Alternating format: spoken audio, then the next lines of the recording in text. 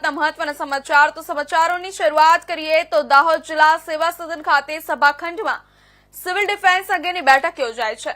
Civil defence અંગેની બેઠકમાં દાહોદ કલેક્ટરે જણાવ્યું હતું કે સિવિલ ડિફેન્સના કાયદામાં સમયે ફેરફાર થતા હોય છે। સિવિલ ડિફેન્સ એક મહત્વનો મુદ્દો છે, કારણ કે જ્યારે યુદ્ધ થાય ત્યારે વોલેન્ટરી સર્વિસીસ આપવા માંગતા લોકોને સાથે જોડવા જોઈએ અને તેમને ટ્રેન કરી મદદ લેવાની હોય છે।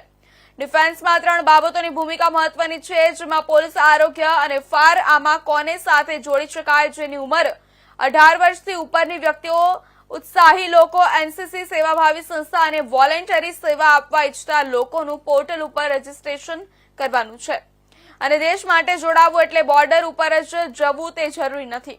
આપણે આજુબાજુની પરિસ્થિતિમાં પણ મદદ કરવા માટે તૈયાર રહેવાનું હોય છે। આમાં ટ્રેનિંગની ખાસ જરૂર હોય છે અને સિવિલ ડિફેન્સ મામલે ટ્રેનિંગ કરવામાં આવશે, કારણ કે ટ્રેન્ડ વ્યક્તિઓ આવા સમયમાં ખૂબ સરસ રીતે પોતાની ભૂમિકા ભજવી શકે। ડીજે, ફટાકડા આ બધું વર્જિત છે અને ડ્રોન પણ વર્જિત રાખવું। આ તમામ વસ્તુઓ આપણે એક જવાબદાર નાગરિક તરીકે પણ ફરજ નિભાવવાની છે।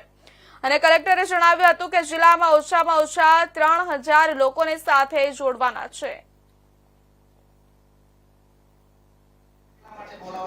પ્રકારની યુદ્ધજન્ય પરિસ્થિતિ અગર નિર્માણ થાય તો એમાં આપણા નાગરિકોની સુરક્ષા, આપણા ખાનગી પ્રોપર્ટી હોય કે સરકારી પ્રોપર્ટી હોય એની રક્ષા માટે આપણા જો સૈન્ય બળ છે એમને મદદરૂપ થવા માટે સિવિલ ડિફેન્સ જો છે એમને સક્ષમ કરાવવા માટે આજે અમે જિલ્લા કક્ષાએથી એક મીટિંગ રાખી હતી।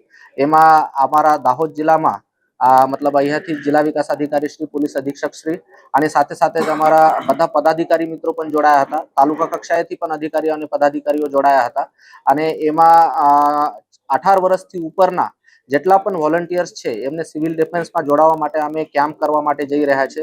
એની સાથે સાથે જ બ્લડ રક્તદાન જો છે એના કેમ્પ પણ આયોજિત કરવા માટે જઈ રહ્યા છે અને એક સારું વાતાવરણ નિર્મિત થાય અને દેશને જ્યારે જરૂરિયાત પડે તો બધા નાગરિકો જો છે એ સક્ષમ રીતે દેશની મદદ કરી શકે, એના માટે એક સક્ષમ સિવિલ ડિફેન્સ જો છે એ તૈયાર કરવા માટે અમે પ્રયત્ન કરવા માટે જઈ રહ્યા છે। એના માટે રાજ્ય સરકાર દ્વારા પણ સૂચનાઓ આપવામાં આવેલી છે। રાજ્ય સરકાર દ્વારા જે જિલ્લાઓમાં સિવિલ ડિફેન્સનું સેટઅપ નહોતું તે જિલ્લાઓમાં સિવિલ ડિફેન્સનું સેટઅપ પણ તૈયાર કરવા માટેની સૂચનાઓ આપવામાં આવેલી છે। સાથે સાથે જ જે કાંઈ ઇક્વિપમેન્ટ્સ વગેરે પણ જરૂરિયાત હોય તો એ ખરીદી કરવા માટે પણ રાજ્ય સરકાર દ્વારા ગ્રાન્ટ આપવામાં આવેલી છે।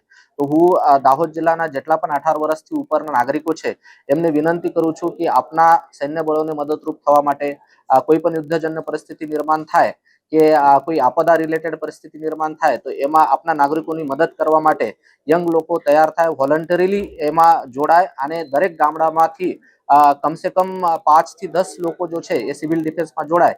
એના માટે હું બધાને વિનંતી કરું છું। તાલુકા કક્ષાનું તંત્ર છે, જિલ્લા કક્ષાનું તંત્ર છે, આપને એમાં મદદરૂપ થશે અને દરેક ગામડામાંથી જે લોકો બ્લડ ડોનેશન વગેરે કરી શકતા હોય તો એમની લિસ્ટ વગેરે તૈયાર કરવા માટેના પણ આપણને પ્રયત્ન કરવાના છે, તાકી ક્યારે પણ કોઈ વિપરીત પરિસ્થિતિ આવે તો આપણ સારી રીતે અને સક્ષમ રીતે એમને પહોંચી વળી શકાય।